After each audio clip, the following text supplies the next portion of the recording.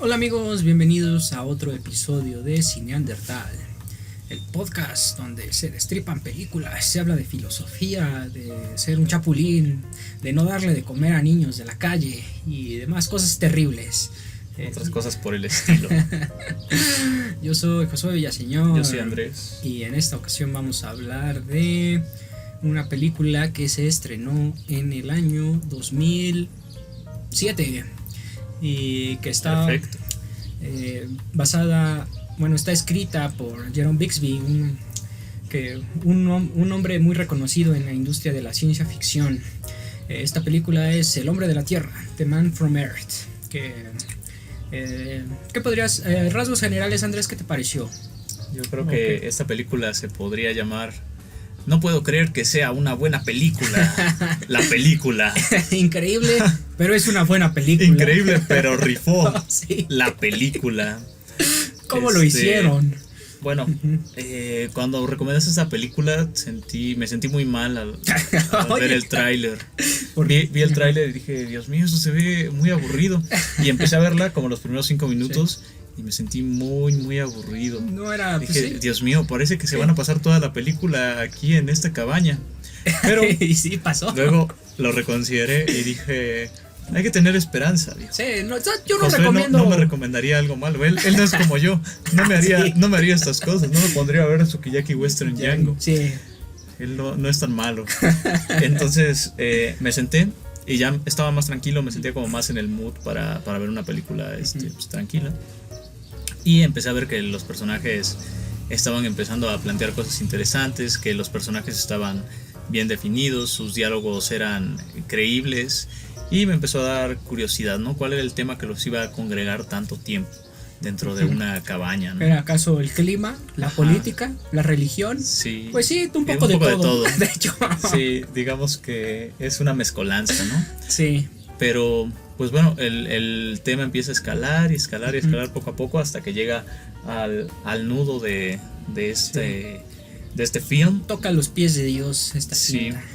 Y pues tiene una muy buena conclusión. Entonces es algo increíble que hayan hecho una buena película con tan poco presupuesto, solo puliendo un guión lo mejor que se pudiera, ¿no? Esta película es un guión bien escrito, la película. Ajá, con buenas actuaciones. Sí. De hecho, alguien en un video dijo algo como, este guión está escrito en oro literalmente. Y yo creo que es que te podía decirte algunas cosas que de esta película que digo, ya está bien, pero sí, está bien hecha. Es que eso es el arte del guionismo en su máxima expresión, porque es casi hacer una película sin recursos, ¿no? Es básicamente hacer teatro. Así se hace el teatro. Pues de hecho, esta película se ha llevado al teatro y comentan que la obra funciona bastante bien. No la he visto, pero siempre el público dice bien, cool, bien hecho. Y aparte, pues, si la ves y no sabes de qué trata la película, sí. O sea, si no sabes cuál es el problema principal que se plantea dentro de esa habitación, como que sí te agarra muy con los pantalones abajo, ¿no?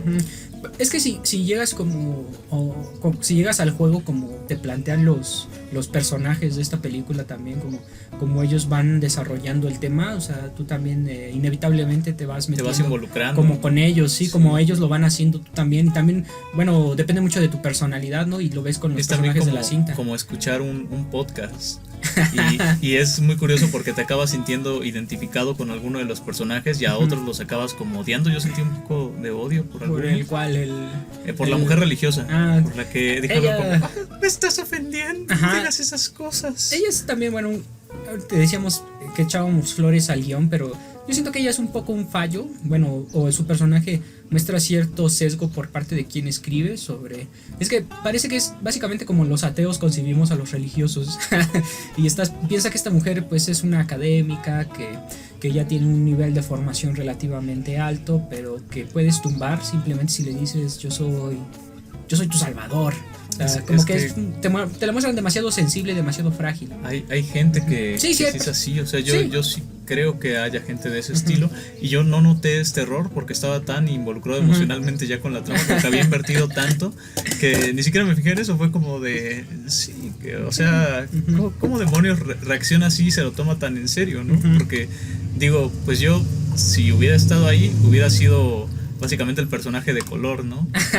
Tú estarías así todo intrigado. Sí, como, cuéntame más, pero no te voy a creer nada. O sea, no importa lo que digas, no, pero, si no tienes un superpoder o algo así, pero no te voy a creer. Pero es curioso porque sí es como de, y va como que te muestras que va comprando la historia, pero quiere mostrar que se mantiene escéptico y se mantiene desde la perspectiva científica, ¿no? Como interesado, pero nada más. Pero aunque en su rostro ves que claramente está empezando a creer lo que le están contando. Es un poco un juego entre jugar a creer y jugar a ser un escéptico. Pero sí sería él, definitivamente. Yo sería el biólogo, yo solo estaría contando chistes. Y embriagándome. Sí. Bueno, ya creo que ya que empezamos a tocar un poco sobre los personajes, y sobre las cosas que ocurren, creo que ya podemos activar la alerta de spoiler, que no fue activada en los anteriores podcasts, y me lamento mucho si alguien no sabe cómo se desarrolla Ghost in the Shell de hace 26 años. Dios mío. Bueno, en esta cinta se nos plantea que hay un profesor llamado John que se va a ir, está preparando las cosas para una mudanza. Y está en su casa preparando esto, y de repente llegan otros profesores, ¿no? Que le preguntan qué diablos está pasando, que por qué se va sin despedirse. Y él dice, pues es más bien como una costumbre, es lo que yo hago.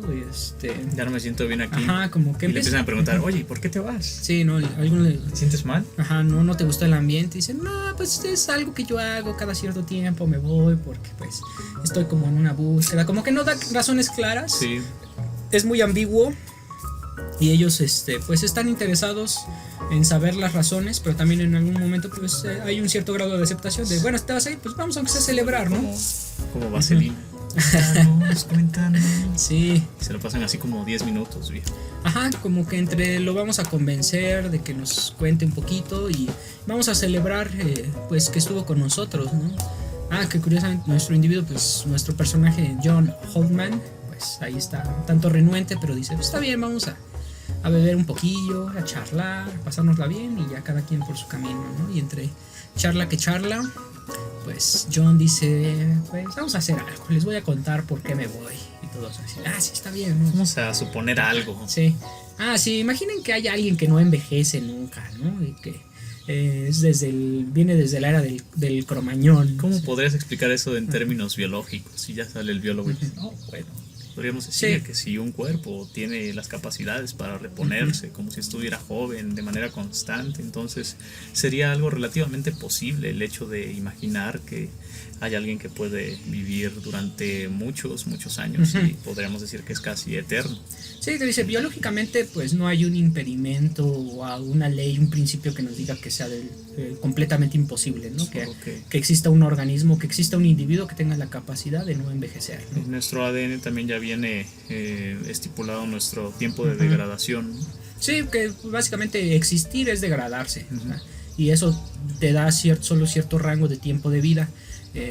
Pero también está como de plantear un escenario donde por alguna cuestión tus células desarrollaron una mutación, desarrollaron la capacidad de regenerarse de manera constante sin que se den estos procesos de envejecimiento, ¿no?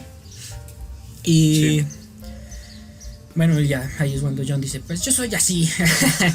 Pues ¿qué creen? Soy aquel hombre. Sí, no era un amigo, soy yo. Y me voy cada cierto tiempo porque la gente se da cuenta que no envejezco. Cada 10 años más o menos me voy mudando de adolescencia, porque sí, la gente siempre se cuestiona que no envejezco. Y pues ya se lo habían dicho antes también, ¿no? Que les llamaba la atención que él se veía como en su primer día, que no había envejecido ni un poco. Sí.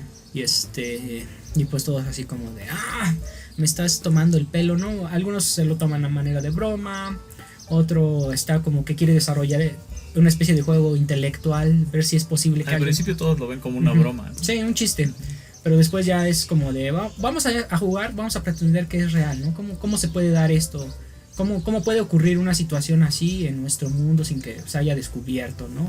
O cómo sería, cómo percibiría esta persona que viene del Cromañón en la realidad, ¿no? Y dice, pues, para empezar, este individuo pues no sabría ni bien dónde nació, ¿no? Entonces cuando le preguntan ¿y de qué región vienes? Dice, pues no lo sé, no había mapas en esa época, ¿no? Yo solo veía como, por allá se veía como algo del mar, el sol salía por aquí, había estepas, todo era terreno amplio, ajá.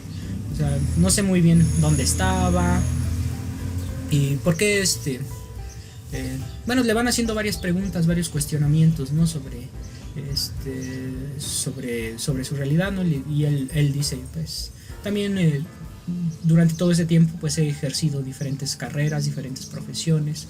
Alguna vez fui biólogo, ¿no? Y dice, entonces, pues, significa, ya estás atrasado, ajá, en todas, ¿no? Sí, porque, ¿no?, la ciencia también se modificó.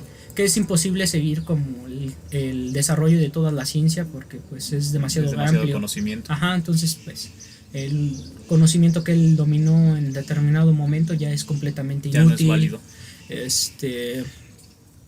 Por un lado está quienes se toman esto un tanto también como una broma pesada cuando se dan cuenta que continúa, ¿no?, con esta historia, cuando parece que ya deja de ser un juego. Al principio es como un experimento, un chiste. Sí. Después es un juego de como vamos que están jugando a desarrollar una novela.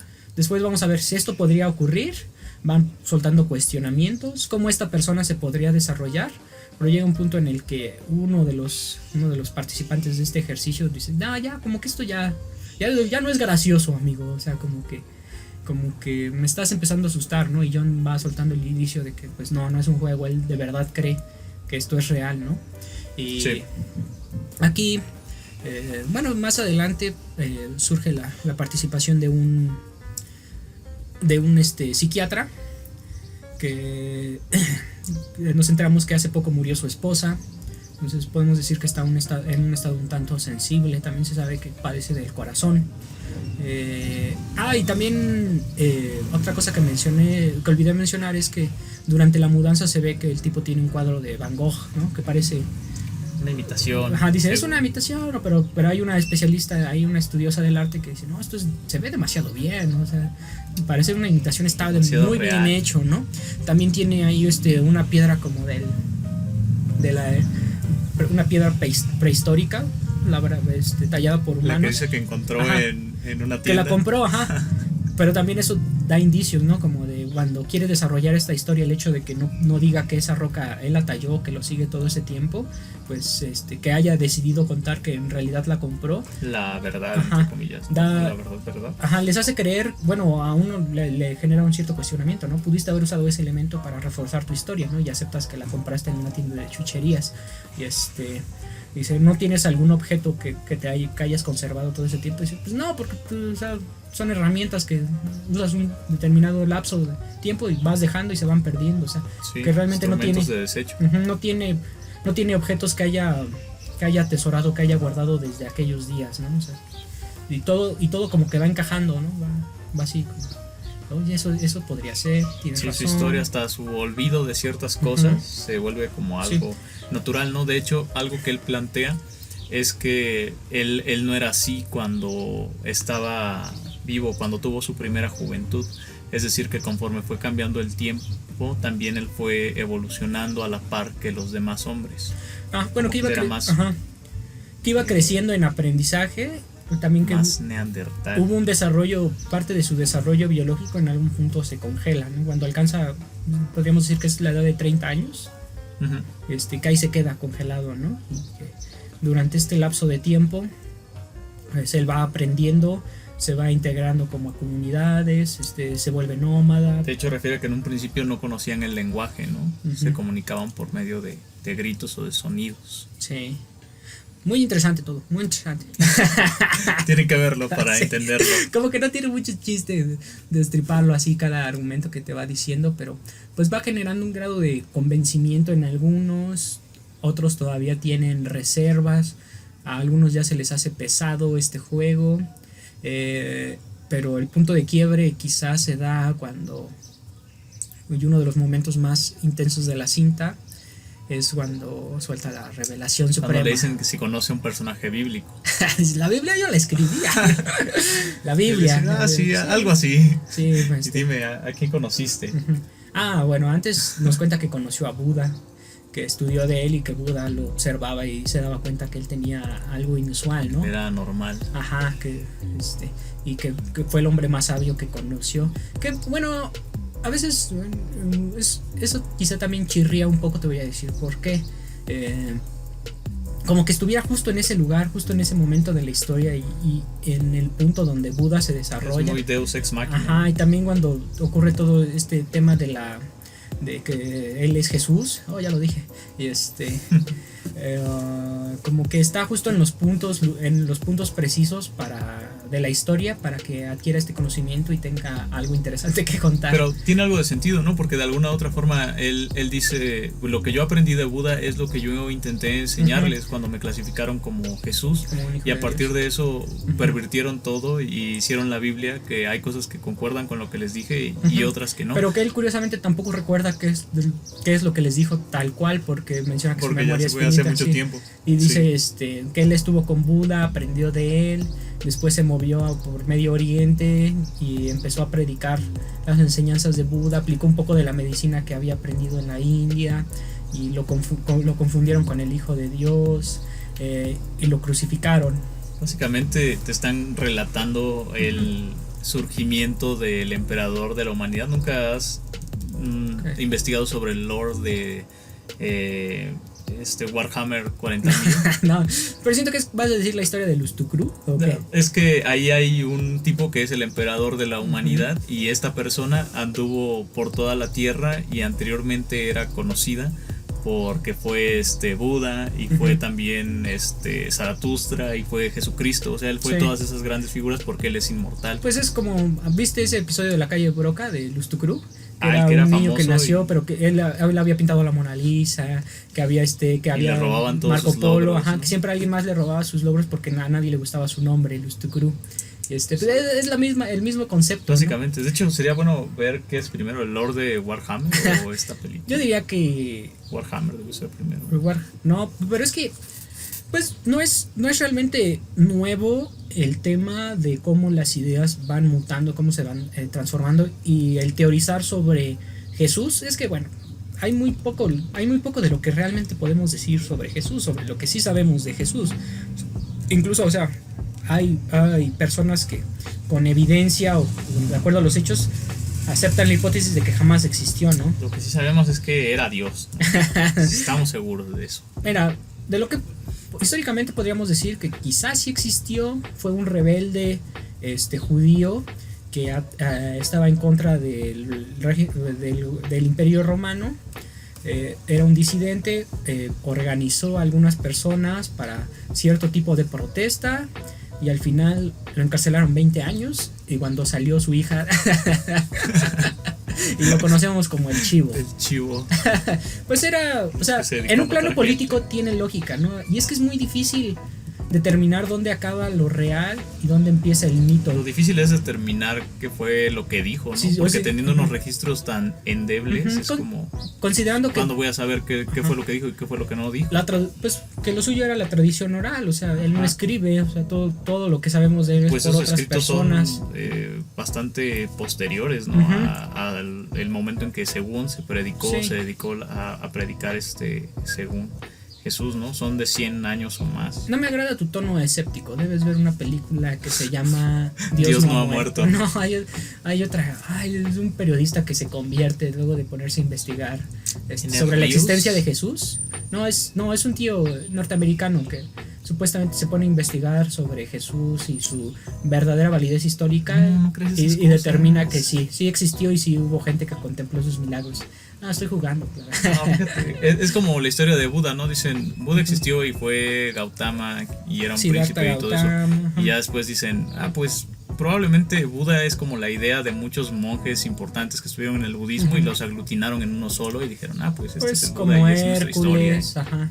Ya. O sea, como surgen las figuras divinas de la mitología, pues es algo que Son posiblemente, puros ajá, mitos. como Hércules, mira, el tema de Hércules que vence a un león, que cumple las tareas que se le encargan, todas esas proezas son similares a cosas que sí pudieron haber realizado una persona, pero solo una. Por ejemplo, hubo una vez algún cabrón que sí venció a un león y logró salir vivo de una pelea con un león. Ajá. Y las personas integran esa historia más otras historias y van creando un personaje. Sí, pero yo creo que ese es como el punto fuerte de esta película, ¿no? Que nos está diciendo que por un lado está toda esta mitología y que las personas que creen que esta mitología es real pueden llegar a tomarse estos temas de una forma muy personal. Sí, Y no hay nada más personal que la religión. sí, y cuando empiezas a abrirte un poco, abrir un poco la mente y decir, bueno, pues tal vez existe la probabilidad de que todos estos registros no sean del todo ciertos y que lo que estamos utilizando como religión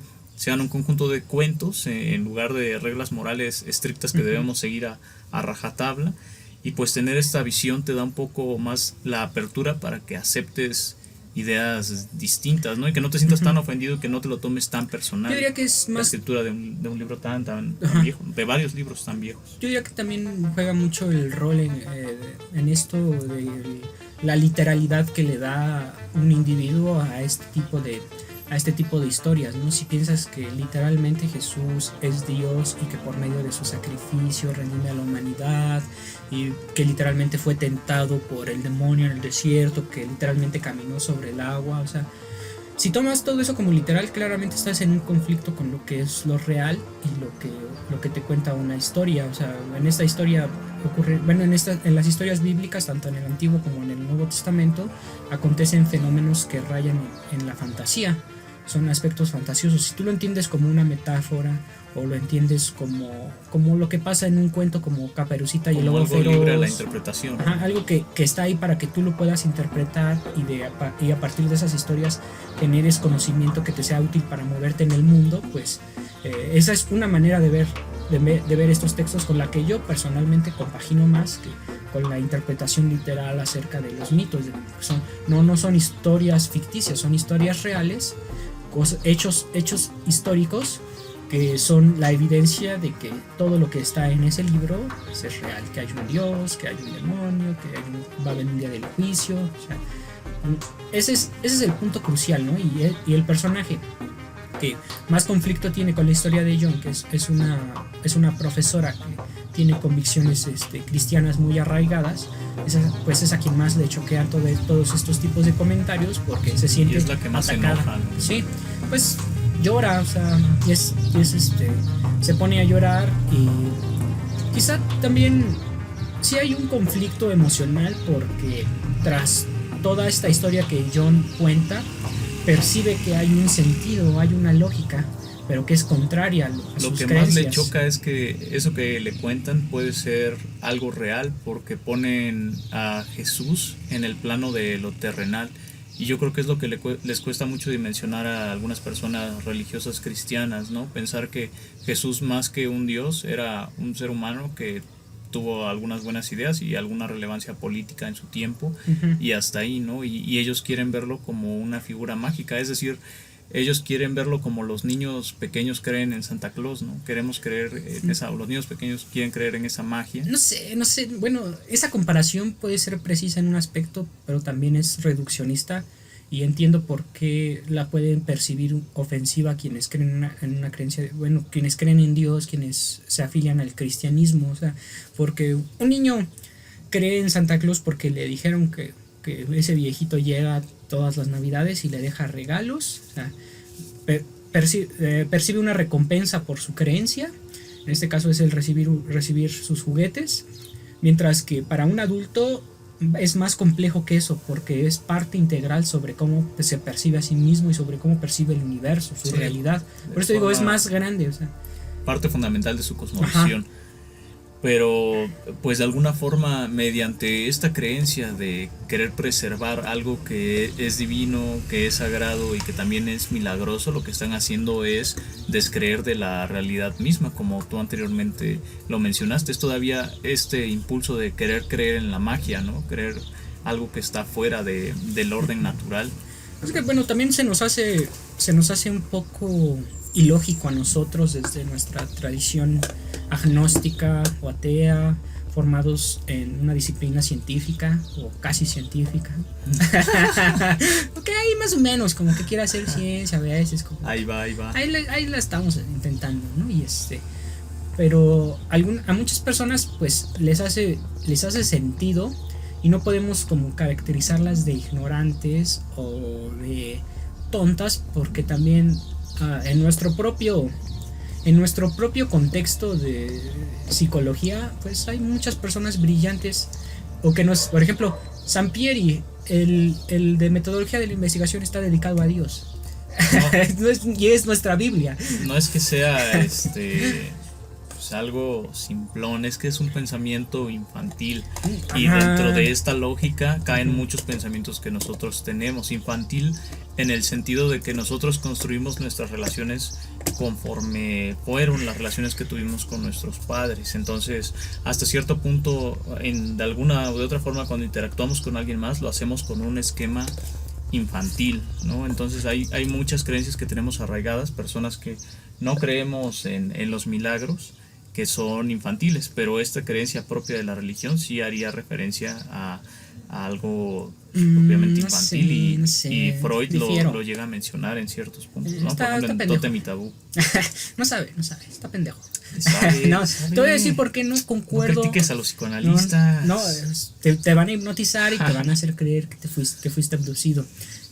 No, te voy a decir por qué no concuerdo del todo con la visión paternalista de la figura divina, porque muchas personas en la comunidad científica tienen creencias, no me refiero solo a que sean cristianos o crean en Alá, consideran que hay una entidad creadora, hay un gran arquitecto del universo, sin necesariamente afiliarse a una religión, pero piensan que dentro del gran esquema del universo y el cómo lo estudiamos, cabe o todo nos parece indicar que sí hay una conciencia que lo generó todo, que sí hay un Dios. Es que a veces este tema de discutir sobre Dios me causa escozor, porque ni siquiera estamos como en sintonía con respecto a lo que entendemos por Dios.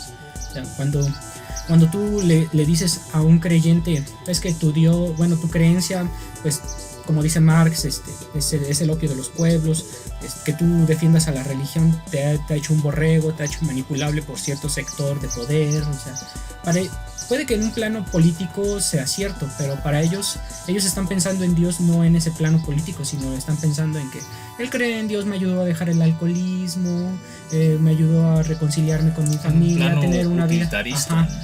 Te decía y alguna vez lo escuchamos con una anécdota de alguien cercano a nosotros, ¿no? Que las cosas le empezaron a ir bien una vez que se acercó a la religión. Y eso es real, porque cuando te adentras a una religión te inmiscuyes en una comunidad que se empieza a preocupar por ti, empieza a ver, oye, ¿estás bien? ¿Te hace falta algo? No, pues no tengo trabajo. Es mira, una cuestión social.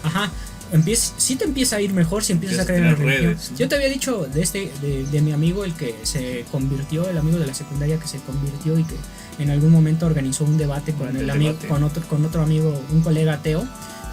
Se pusieron a discutir y a mí me invitaron como moderador.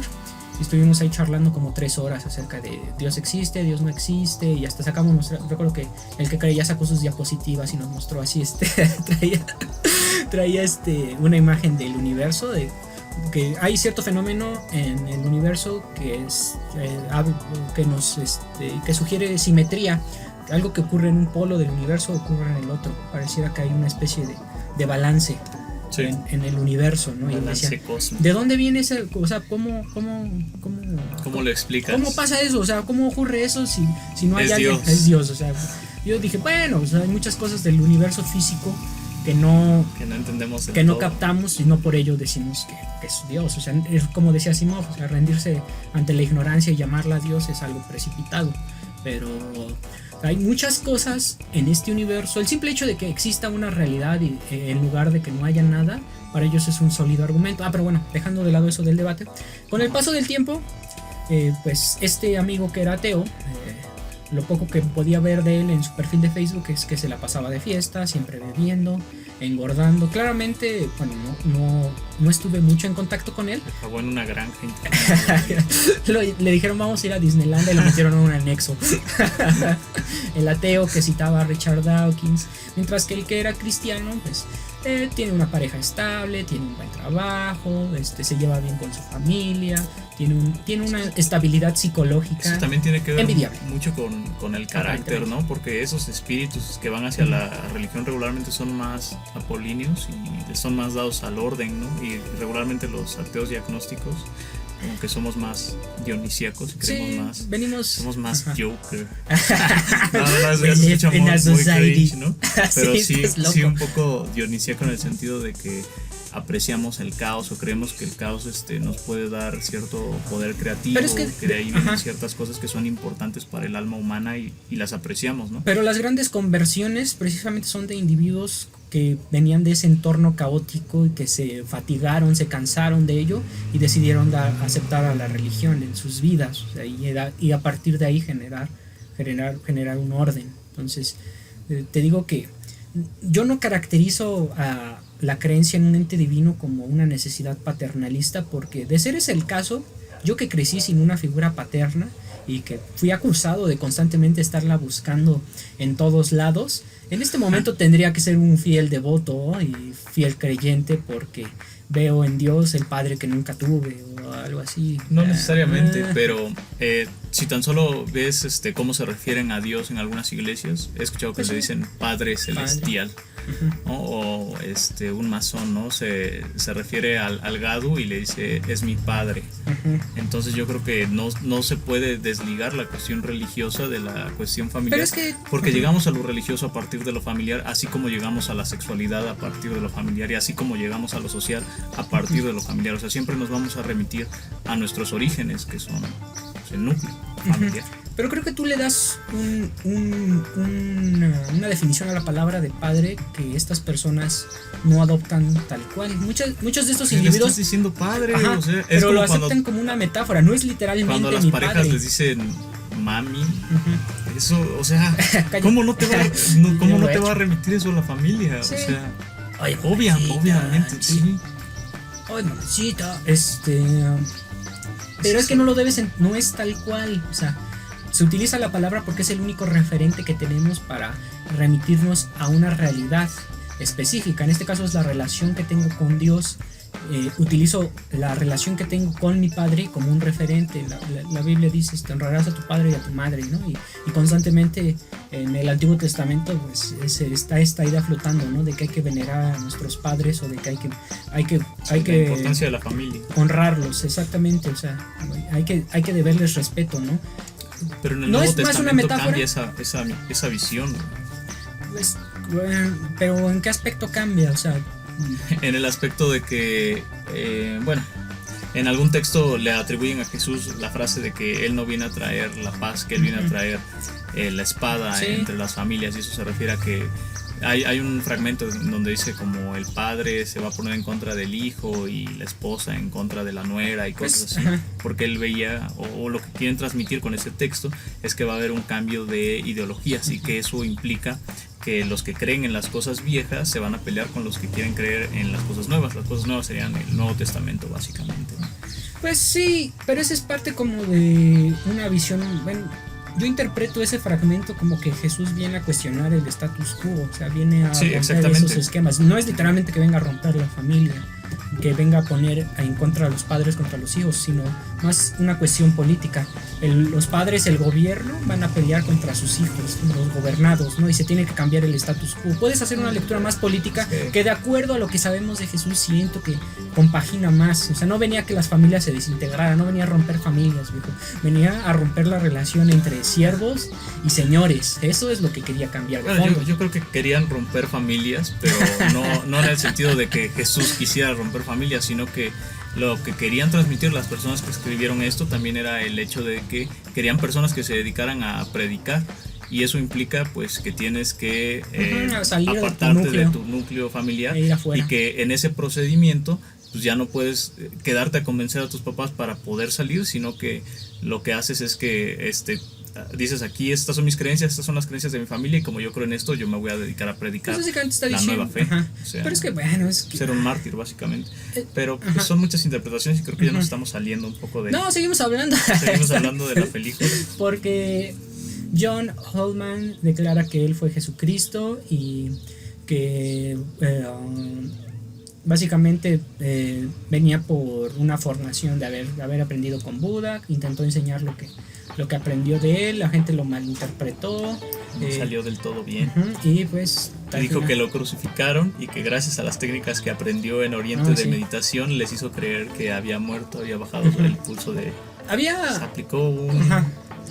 Pues, un Yotaro versus paró su corazón, y- así. Y pues no sé si recuerdas que salió hace tiempo un documental, pseudo documental, que se llamaba ¿Y tú qué sabes? O algo así, Ah, sí. que hablaba de que en ¿Qué realidad carajo sabes o algo así? sí, ¿no? ¿Qué puta sabes? Decían que los indígenas no vieron a los barcos, Ajá. o algo así, ¿no? A los barcos españoles. Dice muchas cosas, pero algo que recuerdo que Ellos se vieron que estaban comentaba flotando. que se comentaba ahí era que pues todas las figuras divinas siempre nos remiten a una sola figura, que Jesús es una copia de Horus, que es Krishna. que así va a ser, o sea, que todas las figuras divinas siguen un mismo Un patrón, linaje, pero es que es falso, o sea, te voy a decir por qué es falso, no hay evidencia histórica que nos sugiera que por ejemplo, bueno, y creo que hasta mencionaban a Sócrates, ¿no?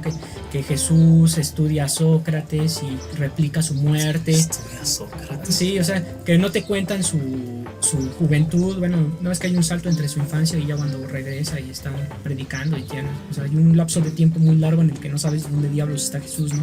Y que ese periodo pues se puso a viajar por Medio Sí, que Oriente, fue cuando fue a aprendiendo, aprender, ¿no? que fue aprendió de Buda.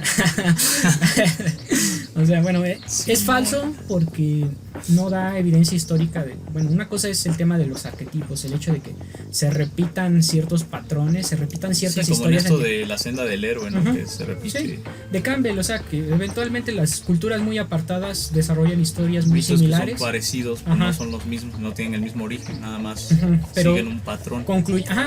concluyen cosas muy similares, sus figuras heroicas son muy parecidas a pesar de que no haya un linaje histórico de transmisión de ese mito a través de culturas, ¿no? Sino que surgen en culturas muy apartadas. Y pues a lo que iba es que eso está muy mal y no vean ese documental. Es No mentira, le crean a esas es cosas. pseudociencia. Hubo un punto en esta película donde yo nunca lo sentí, pero escuché a alguien comentar que creyó que ¿cómo se llama este tipo? John Oldman era el diablo. ¿Alguna vez sentiste en la película que te iba a revelar Sí, eso? sí. Que él era No. el diablo. Pero pues, es que Yo tampoco lo sentí. el diablo no jamás. tiene no tiene una historia No tiene una física. pintura de Van Gogh. No, seguramente tiene varias. Seguramente No tiene Van sería Gogh. tan humilde, ¿no? Es que el al diablo lo principio, tenemos ¿no? estereotipado de otra Ajá. forma. No, es que, bueno, como el engañador al principio quizás se muestra así, ¿no? Como soy humilde, me gano tu confianza y ya después te pongo a asesinar curas y a hacer cosas perversas, ¿no? Al principio quizá, pero no porque... Yo lo veía más como esta relación que tiene Keanu Reeves con Al Pacino, creo, en una película donde En la son de- como abogados. Ah, sí, Y Al abogado Pacino del diablo. Siempre va, siempre va con su trajecito y Ujú. yo lo veo más El así diablo. como un alguien que trabaja en Wall Street. Bueno, es que el diablo es una cosa un poquillo diferente porque pues es un intento de cargar todos esos aspectos negativos de la existencia, de la realidad a una figura. Sí, ¿y por qué sería negativo y este tipo no personaje? tiene John nada Oldman? negativo. Ajá. ¿Qué es lo que ven como negativo los religiosos? El hecho de que estén cuestionando su fe. Ajá. Eso es lo que ven como negativo y por eso piensan que es el diablo, porque dicen, me está diciendo algo que contradice lo que yo sé de las Pues, escrituras. es que el Y demonio nosotros es su como papel. somos, Ajá, tenemos engañar. otra concepción de lo que es Dios y de lo que es el diablo, no lo vemos así porque no sentimos la amenaza, ¿no? Decimos, pues igual si el tipo es inmortal, igual podría decir que Logan fue Jesús, ¿no? Porque vivió desde... Pues sí, este es un Oldman también, así Ah. que... Pero surge esa interpretación porque en el cristianismo el diablo es el engañador, es el mentiroso, es el enemigo que por algo es el señor de las mentiras. Que te va a contar la Biblia, Ajá. pero desde otra perspectiva, Sí. nada más es eso, ¿no? Ajá, desde la perspectiva que a él le conviene y que con la que te quiere distorsionar tu visión de la realidad y a partir de ello hacerte pecar, ¿no? Pero pero es muy extraño, ¿no? Porque básicamente cualquier persona que te dé una interpretación diferente a la tuya o te cuente otro hecho es el podría ser una manifestación del diablo. Sí, o sea, y eso es como un maniqueísmo muy cabrón, ¿no? El hecho de pensar que cualquier persona que te muestre otra perspectiva de la historia que tú ya conoces lo está haciendo de manera malintencionada o lo está haciendo con la clara intención de hacerte pecar o hacerte caer, ¿no? Que es cerrarte a una parcela del conocimiento por temor a ensuciar tu alma inmortal. En todo diálogo debe haber la suficiente apertura como para plantearnos Pues, la idea de cambiar un poco lo que creemos. No, o sea, por ahí escuché un dicho que me gustó bastante. No hay que buscarse enemigos, hay que buscarse adversarios. Pues un enemigo es contra el que combates, ¿no? Pero un adversario es aquel que por el medio de ideas va a confrontar las tuyas y de ese choque va a surgir algo. Si tú aceptas el producto de ese choque, te vas a enriquecer.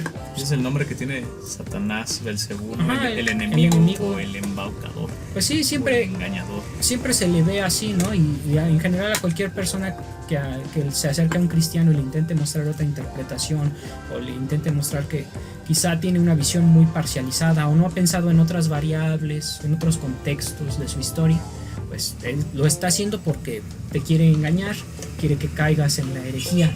Porque simplemente quiere que pienses algo distinto, ¿no? Y eso ya pues, corresponde a una falta. Ajá, y eso ya te vuelve enemigo del 99% de la humanidad o en general de cualquiera que no comparta tu fe. Te vuelve enemigo de Dios a los ojos de las personas que creen. Te vuelve... Es una idea bien peligrosa esa, ¿no? El hecho de que veas a Satanás en cualquier persona que tenga una versión diferente de la historia que tú tienes, porque pues te enemista con cualquier otra religión o con cualquier otra vertiente del cristianismo que tenga sus propias ideas. Es simplemente una manera de segregar y el hecho es que solo somos un montón de monos trepados a una roca flotando en el vacío, ¿no? Monos divididos porque piensan que uno te dice que en la cabeza de un alfiler caben 99 ángeles y otro te dice que caben 5. Nos peleamos por constructos puros de la razón, por imaginaciones, historias que nos contamos.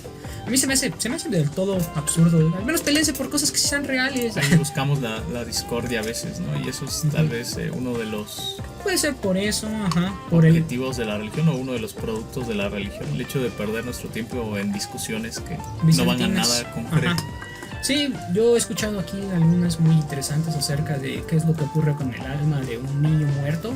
Se le juzga igual que al alma de un adulto. Eso es buena, ¿no? He escuchado y son reales. Pero ¿quién lo juzga? Sí. O sea, ¿Dios lo juzga?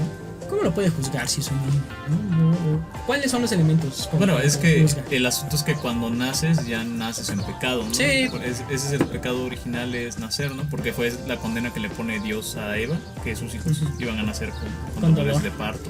Para ella. Entonces, pues de alguna forma ya naces manchado porque eres del mismo linaje de Adán. Pues está cool, me cae bien.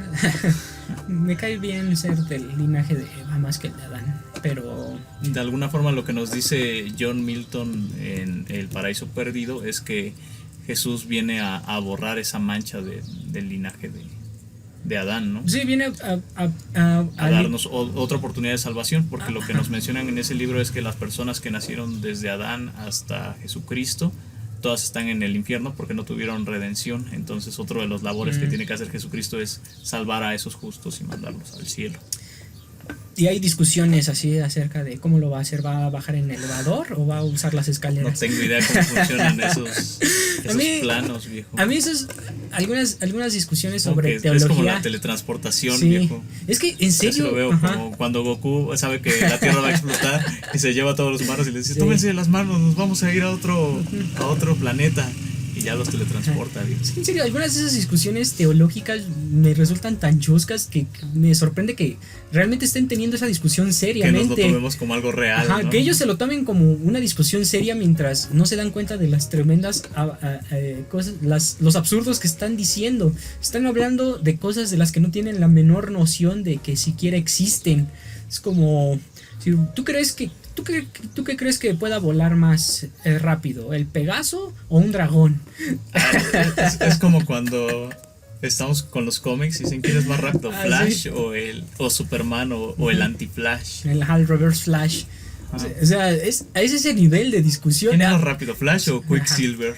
Bueno, Flash tiene acceso a la Speed Force, pero Quicksilver en este cómic, o sea, es como, tío, no son reales. ¿Eso importa? Todo depende del escritor. Pero al menos los cómics, o sea, quienes discuten eso saben que eso es ficticio, o sea, y creo que hasta les resulta doloroso que todo eso sea falso, porque son expertos en nada.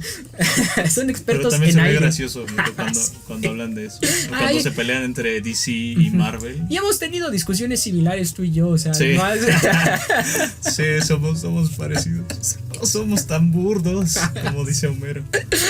Sí, bueno, nuestras madres coleccionan figuras divinas, nosotros coleccionamos Funkos. Sí. El ciclo se repite una y otra vez. Engañado por el capitalismo.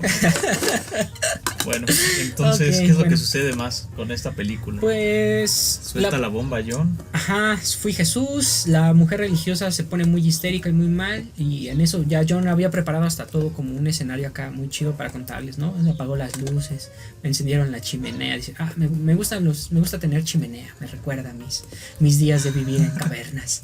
Y salen con la chimenea y ponen a Beethoven, todo muy triste hablando de... y ahí tiene unos diálogos bien... A mí me resultan muy ricos, ¿no? Porque al principio dice algo así como de... Es curioso que muchas ideas de la ciencia hubieran tenido sus primeras aproximaciones en el arte, ¿no? Dice, ¿sabían que la primera persona en plantear la existencia de galaxias fue Goethe? Ajá, y pues sí, muchos conceptos de la ciencia tienen su primera aproximación en expresiones artísticas, ¿no? Y ya, sí, como lo que hablamos de Ghost in the Shell.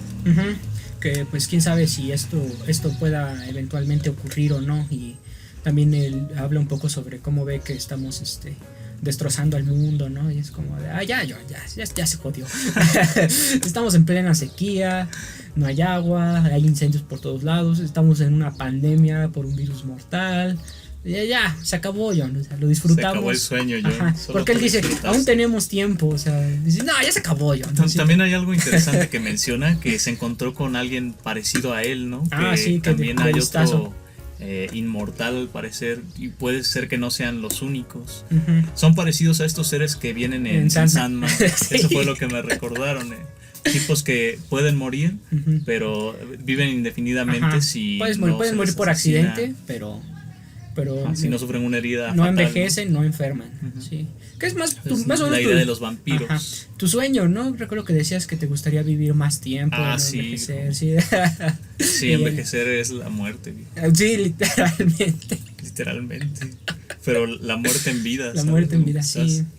Nada más viviendo tu muerte. Llegaste a un punto en el que dijiste, así me quiero quedar y ya no quiero seguir. O denme más tiempo. Es como esta idea de... ¿Te acuerdas de esa película de Jim Jarmusch que se llama No Lover Left Alive? Sí, tu película favorita, la de los vampiros. A ti te gustó, ¿no? A mi mamá. Pero también reconozco sus errores. No es cierto. Estos vampiros hipster asquerosos ahí quejándose y llorando. Sí, pues te mames, pues. Oye, ¿te acuerdas quisiera escupirle a esos actores? No, es que ¿recuerdas que decían que las cosas se pusieron feas por el brote del SIDA? O sea, en parte digo que acepto esa realidad que tienen que vivir porque pues, ya la sangre que pueden consumir los puede matar. O sea, sí pueden morir de SIDA. ¿Pueden morir de SIDA? Ya no me acordaba. Sí, ¿te acuerdas que, bueno, el viejo precisamente muere de algo así? Tenía SIDA. Ajá. Por eso es que murió. No recuerdo si era SIDA, pero sí morían porque la sangre que ya consumían era de mala calidad. Entonces, o sea, estaban en riesgo, viejo. Comprendo que se vuelvan unos misfits, unos marginados. Paletas de hielo. De sangre, sí. Solo me cayó mal la que era hermana de Tilda Swinton, que era como muy infantil. Es como, ya tienes como 800 años, compórtate como una adulta, maldita sea. Pero nada, está cool.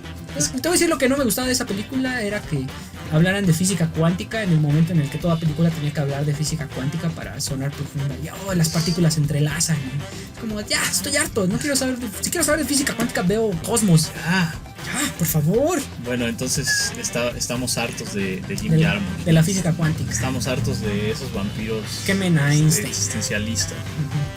Pero bueno, creo que aquí en esta película de El hombre de la tierra hacen un tratamiento más interesante de la inmortalidad, en ese sentido, abordando el ámbito religioso y por otro lado, pues qué tan desarrollado está este humano, ¿no? Porque al parecer el tipo ha vivido tanto que ya no comete los errores morales de una persona normal, ¿no? Pues ya está a otro nivel, ¿no? Pero eso lo hace interesante también porque como que comprende muy bien la dimensión del amor. Eso sí lo tiene muy bien desarrollado porque la pareja que tiene en ese momento nunca duda de que todo lo que está diciendo ese tipo es verdad. O sea, su pareja nunca lo cuestiona.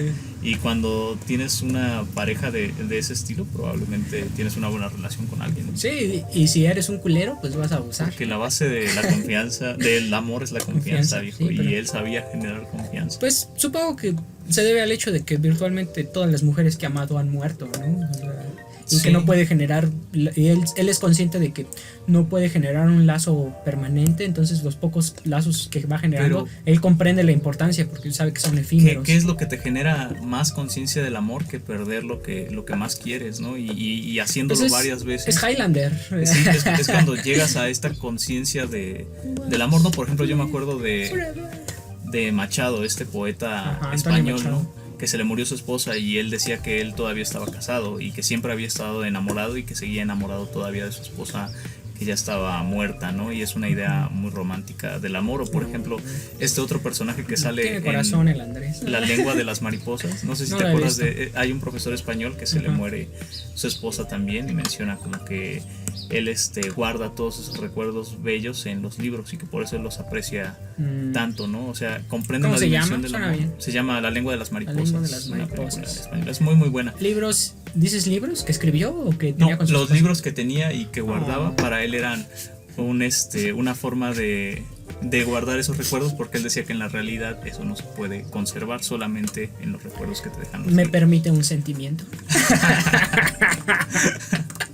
Entonces qué estos lindo. personajes a los que se les muere su esposa de alguna forma tienen otra dimensión ya de lo que es el amor, Bueno, ¿no? que se les muere la esposa y la amaba, no Y- terminan sí. felices. Sí, esto no es el cadáver de la señora Morales, El esqueleto de la señora el Morales. esqueleto de la señora Morales. Sí. Estoy hablando Del verdadero amor del bueno, viejo. Entonces Vale más un buen buen amor amor. que 1000 costales de oro. clásico, viejo. Entonces eso también es una parte, le da como más matiz al personaje y le da más profundidad y lo hace ver como más creíble, ¿no? No solamente es un imbécil que se la pasa diciendo mentiras de que es Jesús, sino que también pues, es capaz de tener una relación y al final de la película se nos muestra el gran desenlace. No sé si quieras llegar ya al final. Bueno, solo iba a hacer una nota. Tú compartiste hace poco un meme de Invincible, lo vi. Creo que no has visto la serie, pero compartiste un meme donde ¿Invincible? no ves que sí es como un superhéroe que tiene muy madreado a un tipo No, que yo está no ahí fui. sangrando. ¿No fuiste tú? No. Bueno, juraría que tú fuiste, pero ¿no has visto Pero ese vimos meme? el meme. ¿Sí Sí, lo has sí, he visto? visto el meme. Creo que es un papá que le está pegando a su hijo y Sí. le está dando una lección de vida a madrazos, ¿no? Y le dice, bueno, es que Tú no puedes comprender la sociedad. Spoiler. ¿Tú qué vas a saber de la sociedad? Eso- spoiler de Invincible, es como de spoiler de Invincible en un podcast de Teman. El horror, Ajá. el horror. En ese meme resume, bueno, es del episodio final de Invincible donde pues en esa serie sigues la historia de un chico que quiere ser héroe, bueno, se empieza a adentrar a ese mundo porque se le activan sus poderes, su papá es un alienígena, es básicamente Superman y te cuentan que él viene de un planeta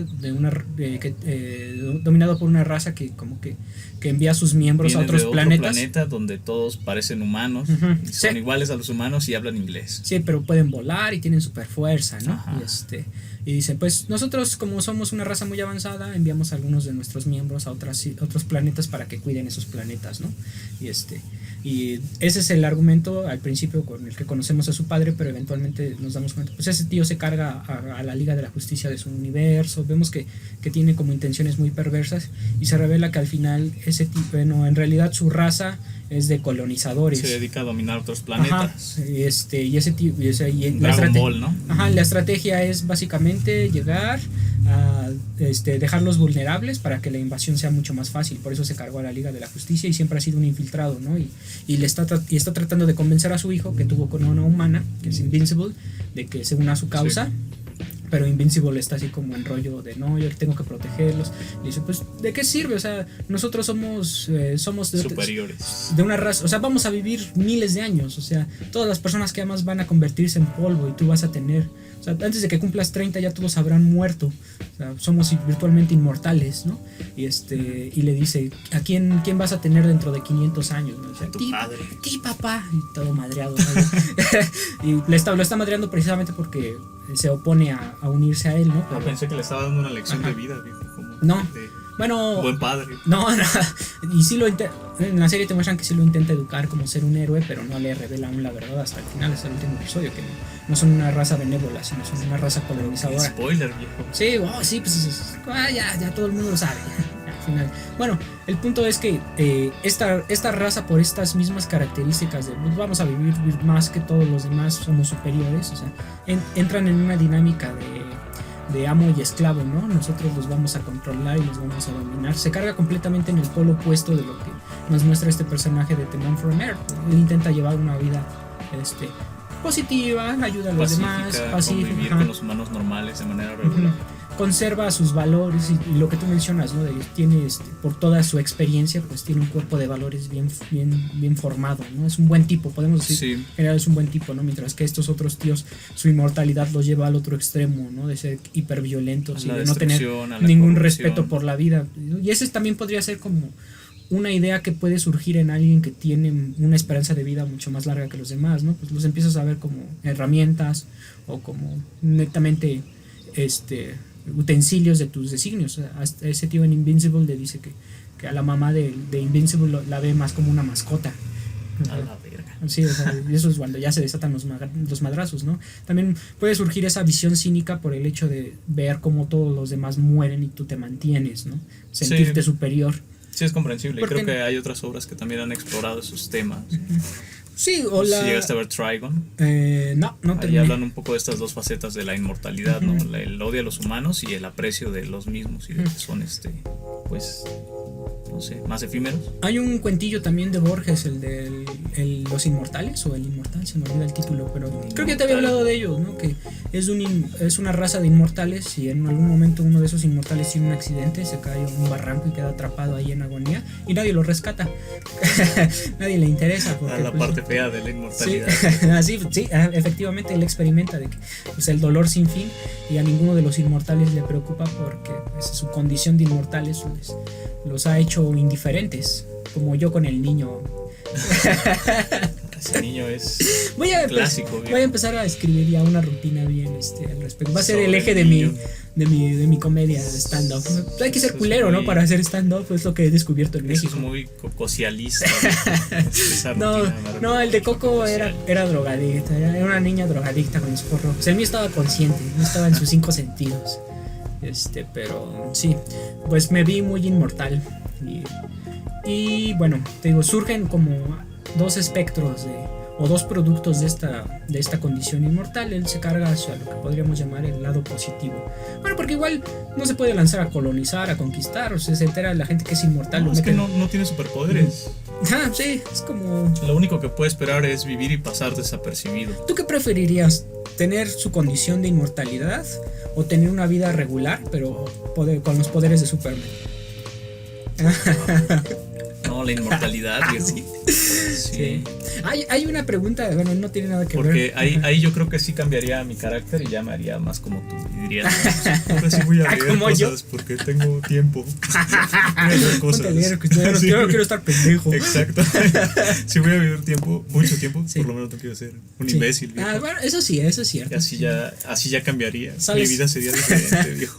Sales al mundo con un bagaje acá teórico. Puedes decir algo de Cortázar, sí. Ya te la ligas. Y es que hay otra pregunta que también en temas éticos es bien interesante sobre los superpoderes. ¿Qué preferirías? ¿Poder volar o poder ser invisible?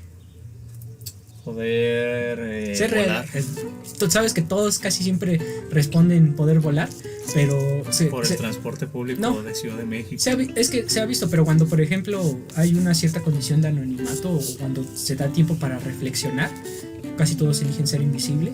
Porque cuando puedes volar, esa es una condición, por decirlo de una manera pública, ¿no?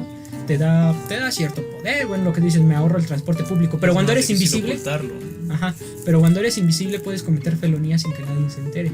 Entonces, sí, es esta historia del anillo, ¿no? Que contaban algunos filósofos, no sé si era Sócrates, el anillo que los volvía invisibles los hacía hacer puras cosas malas. Ajá, pues porque ya una vez que tienes esa condición de anonimato, y eso es algo muy sabido, ¿no? Que la gente puede cometer actos de vileza o puede cometer crímenes. Si no son vistos. Ajá, si sienten que su anonimato puede salvarse, van a joder a los demás.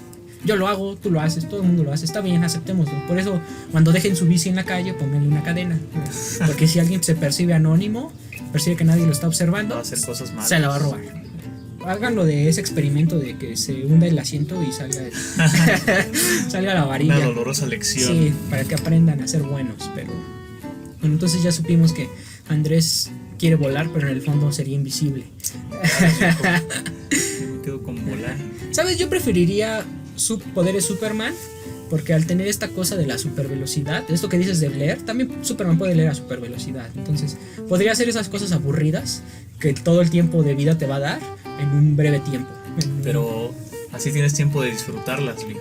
Sí, lo disfrutas también porque tu cerebro va más rápido que el de la mayoría. No, hay que disfrutarlas lentamente, viejo. O mira, con tus superpoderes esclavizas a la humanidad y... ¿Tú qué crees que hace Superman cuando quiere leer un libro? ¿Tú crees que los lee a super velocidad? ¿No crees que una vez se ha detenido a decir Moby Dick es un gran libro, lo voy a leer con lentitud porque lo disfruto? Pues él leía de niño a Platón a velocidad normal. ¿No te acuerdas en la película Superman. de Zack Snyder? No. ¿No la viste? La primera, la de The Man of Steel. Sí.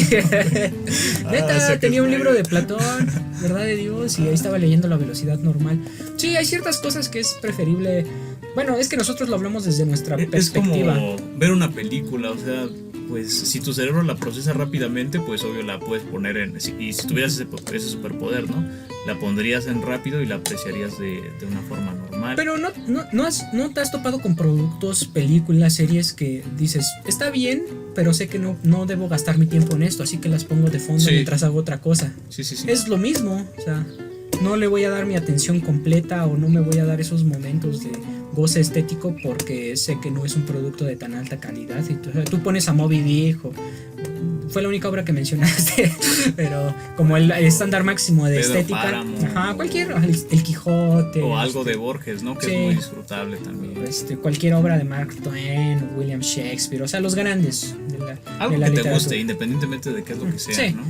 Bueno, pero a veces también eres consciente Por ejemplo, de que lo que te gusta pues es caca y lo puedes poner de fondo. Si pudiera hacerlo rápido, yo leería el Ulises de Joyce rápido. No entendí, lo leí rápido. Ya, aquí pasa esto, no entendí nada. No pasa nada. Ya, es todo.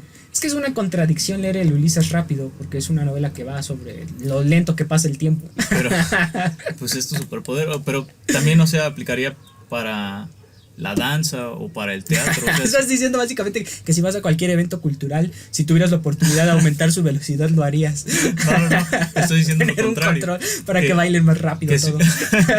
Que si eres Superman y tienes esa capacidad de adquirir información de modo muy rápido, si vas al teatro no puedes decir voy a adelantar el teatro porque no tienes ese poder, ¿no? Pues más bien pones como tu cerebro a computar otra cosa mientras estás observando eso también, ¿no? Muy a lo Manhattan. Ver una pintura. ¿Cómo puedes ver una pintura más rápido? O sea, la ves más rápido porque aprecias más detalles de la misma. ¿No sería bueno apreciarla al tiempo regular y quedarte ahí hasta que termines de apreciarla? Digo, nosotros hablamos, ya estamos como las señoras que decíamos que se ponen a discutir sobre cómo juzgan a los niños, ¿no? Ahora estamos hablando, ¿cómo percibe Superman una pintura? Te digo, es el podcast de las preguntas la ciencia irrespondibles. No puede responder. Que nada puede responder porque no tienen sentido, viejo.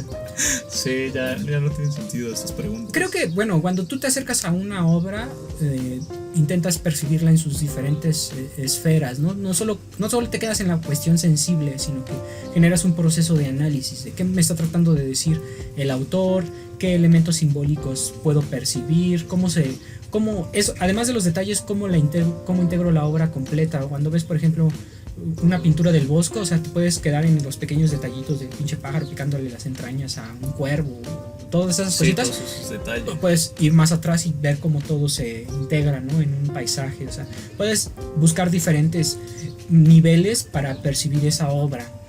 Pero cuando tienes un cerebro tan potente como el de Superman, lo puedes hacer todo súper rápido, ¿no? Sí, o como Flash, o sea, puedes hacer eso. Y sería igual de disfrutable que... Pues sí, ¿no? Yo digo que sí, porque pues, tu cerebro funciona a ese nivel. Y supongo que estás muy aburrido cuando tienes que percibir las cosas. Pero duraría menos esa sensación de dicha o de felicidad, ¿no? Pero puedes ver más cosas, o sea, no solo ves un cuadro del Bosco, ves la obra completa. Más cosas. Sí, creo que mantenerse lo que estamos diciendo es básicamente que si tuviéramos los poderes de Superman solo estaríamos viendo. Solo estaríamos viendo películas y series Demonios, a super velocidad. Tenemos superpoderes, somos aburridos, viejo. Sí, es otro nivel de aburrimiento. Otra capa de aburrimiento. Sí, no, es como, le preguntas esto a cualquier chavito que esté pasando por afuera y salió, volaría, salvaría gente, Sí. Volaría al espacio. Cambiaría el mundo, haría Sí. la 4T realidad. Sería como el Red Son, ¿no? Sería la 5T ahora. AMLO trajo la 4T y yo como ¿Recuerdas superhombre. lo que dijo Coco Celis cuando le preguntaron eso de qué haría si tuviera superpoderes? ¿Qué Dijo dijo? que iría a la ONU, que mataría a uno de esos delegados y diría, si no arreglan esta chingadera, los voy a seguir matando cada mes a cada uno de ustedes. Ese es un hombre de acción, Sí, viejo. viejo. Él está en el espectro Arnold Schwarzenegger para solucionar Sí. las cosas. Nosotros seríamos el Hamlet tradicional, el de Shakespeare, y él es más el Schwarzenegger, El Hamlet. imitativo Hamlet Sí. y el Schwarzenegger Hamlet. Pero sí, pues básicamente si tuviéramos superpoderes solo haríamos lo mismo que hacemos ahora, pero más rápido. Lo mismo que hace el hombre de la tierra, viejo. Solo charlaríamos. Solo estar hablando y leyendo libros y decir que hizo muchas carreras, Sí. pero que ahora ya no recuerda nada porque ya todo eso se hizo viejo y Sí, caduco. y ya no sirve. Pues sí, y bueno, ya, retornemos a esta cinta. Se da la revelación, se acaba también ya esta dinámica porque llega el psiquiatra y le dice, no, ya, John, o sea, si sigues con esto te voy a internar, o sea, te voy a meter a observación porque me estás dando a entender que no tienes salud mental. Y él, bueno, sí, ya. Era broma, era mame, y el antropólogo así, maldita sea, John, ¿por qué me haces esto? Yo creía en ti. Me mentiste en la cara, viejo. El biólogo es como de, el biólogo se parece mucho a Chávez. Es ¿Eres como el rockero? gracioso. No, el rockero es el viejito. Ajá. Sí, el viejito dice, fue bueno mientras duró algo Sí, así, ajá. como que tiene... Sí, Fue divertido. Si tienes que elegir entre el hombre y la leyenda. Quédate con la leyenda. Y el rockero ese era como arqueólogo, ¿no? Era como Sociólogo o algo así. algo así, ¿no? El chiste es que es el profe chaborruco que se levanta alumnas. Sí. Que hay una alumna ahí también que nada más sirve como para poner cara de sorprendida. Como yo le creo. Ustedes que ya son viejos y dudan de todo. No, pero yo sí, porque soy Sí. joven y tengo fe. Tengo fe. Y Tuve fe. ¿Qué? ¿Qué? Me gustaría ver un video de el tipo que se queja de chabón, compré esta película y Sí. Vin Diesel salta y es como chabón, compré esta Español película de España, Ya, weón. sí. El español de España, weón. Compré esta película y solo hablan, weón. Solo están en una habitación. 1 hora 30 minutos, weón. Se acaba el teatro y John dice, pues los piñé, ya. No pasa nada, ¿no? Y la mujer religiosa dice, John, qué malo eres, te Sí. pasas. Pero está Yo la bien". verdad pensé que sí era una broma en ese momento. Yo me lo creí todo de la Sí. película. Dije, sí, era una broma todo. Tranquilos, no pasó nada. Nadie es inmortal. Fue un experimento social. Sí, Este, del cual yo fui parte también. Me engañaste, John. Sí, ¿no? Y ya todos empiezan a dispersar, se despiden y John se queda con su novia, se quedan charlando y le habla un poco sobre que ahí es como de pues Todos tú- los nombres que ha utilizado, ¿no? Sí. John Savage. John John Oldman ya es como muy descarado, ¿no? Sí. Porque siempre usa como cosillas descaradas, ¿no? Sí, Es como lo suyo, ¿no? Y en algún momento dice, pues me llamé tal y tuve una esposa y tuve un hijo y eso fue hace como 60 años. Y entonces atrás está el psiquiatra y que, papá, chan, chan, chan, giro inesperado. ¿Acaso no lo viste venir? increíble. Yo Sí, jamás no lo entendí puedo que era creer. su papá. Yo pensaba que era un alumno al cual le había dado No, clases. era su papá, Era le su dice papá, papá y es como de... Y ahí se muere. Ajá, y le dice, Qué ¿y tu fuerte. mamá? ¿Qué pasó con ella? Y dice, no, te extrañamos. Y le dice que tenía un perrito, porque también le está diciendo Sí. a su novio lo del perro. Y dice, ese era mi perro. Sí, ¿sabes? con el nombre del perro, con eso lo convence. Sí, lo quebró, es como, se llamaba Quebró a ese Coffee. negro, viejo. Quebró a ese negro. Cuando yo lo tenía se llamaba Coffee, pero luego le pusieron el nombre de negro. Era negro. Y pues le da un paro cardíaco y Muere en sus brazos. muere, y Los brazos de su padre. pues todo muy triste y John ya se va y detiene la camioneta y la novia dice, pues qué diablos, me voy con el inmortal que mató al viejo. Y fin, créditos. se cierra la película. Gran película, se cierra Sí. el telón, nadie ríe. Sí, menos el psiquiatra. Te voy a decir que no me... Eso del psiquiatra me parece un tanto... Es como un golpe, es como un madrazo. Siento que no termina del todo de encajar como en esta historia que tan sutilmente había construido esto como para de repente... ¡Ah, me muero! Es como, A mí me gustó, es creo que le anticlimático. dio la emoción que faltaba, ¿sabes? Yo hubiera preferido una foto, como que le quedara solo al final, así y esta es una foto con, no sé, mi familia, ¿no? O algo así. Si tuviera una foto con Lincoln, ¿no? Algo que demostrara de manera más sutil que si era un inmortal. No tenía que matar a alguien. No tenías que matar a tu hijo para demostrármelo. Bueno, es que, sabes, algo de dramatismo para que... Eso y la religiosa que se toma todo demasiado personal. Te digo, es como claramente la visión de un ateo o lo que nosotros entendemos. Sí, de como cómo la son. caricatura Ajá. del religioso, ¿no? Sí, porque pues la mayoría no son así. Hay algunos que sí, pero pues son principalmente los del vulgo, los de a pie. El creyente de la clase baja. El que supuestamente es un Que estudioso. nunca ha leído la Biblia, ¿no? Ujú, efectivamente, pero el religioso académico, el que compara traducciones, como esta mujer, y el que enseña al respecto, pues me parece que no es tan fácil quebrar a una mujer que tenga ese grado. No es tan fácil quebrar a un negro de esa clase. Es más fácil quebrar al negro que a la negra. Es la conclusión. Exactamente. Pues bueno, algunos datos de esta cinta. Se subió directamente a plataformas P2P para que se compartiera de manera libre. No se hizo con la intención de ganar dinero y fue como el sueño de Jerome Bixby, que toda su vida estuvo tratando, bueno, no toda su vida, porque supongo que antes de escribirla no se lo había pensado como en 5 años voy a escribir esta película y toda mi vida voy a estar tratando de grabarla. Fue su sueño desde que Ajá. lo escribió el guión. Sí, efectivamente. Y pues ahí lo recordamos también por un cuentito que escribió que se llama Todos son felices o algo de la felicidad, que fue parodiado. De la parodia de los Simpsons. Sí, en ese episodio de la casita de Boomer, donde Bart tiene poderes mentales y tiene a todos controlados en un pueblito. Sí. Y hay una continuación que no he visto y no quiero ver. La verdad no me interesa. Donde atrapan al hombre de la tierra para Sí. experimentar con él y se está volviendo viejo. Y ya envejece y eso para mí es una traición, es una ofensa. Es una falta de respeto. It's insulting and unacceptable, como diría Exactamente. Anaya. Gran película, tiene muchos premios, nos enseña que se puede hacer mucho con poco dinero y con mucha pasión.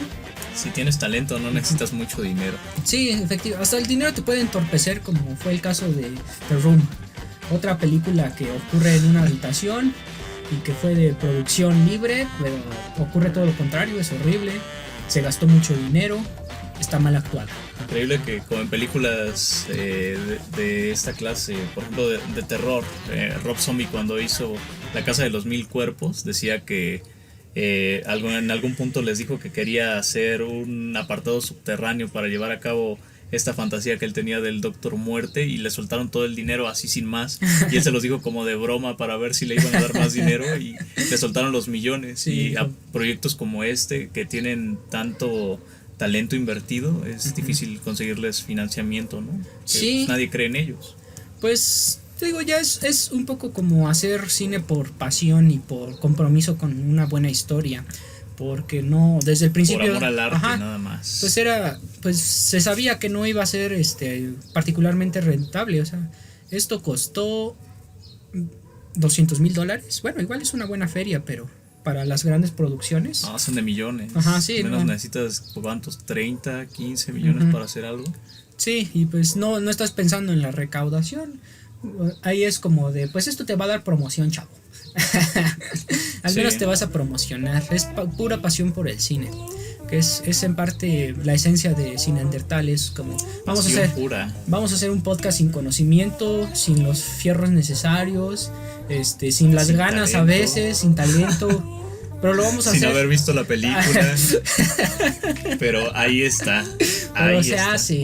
hace audio, amigo. No critiquen a los podcasteros. Sí, no critiquen a los fans del cine. Y pues, muchas gracias por habernos escuchado. Antes de eso, calificación. ¿Quieres darle una calificación? Sí. Yo les daría un Un 8. Simón. Yo le daría un 8.5. Y es que ya casi todas las calificaciones que damos siempre ya son de entre 8 y 9. Es que puras obras maestras, Sí, aquí 24/7, viejo. Sí, tienes razón. Maestros del cine.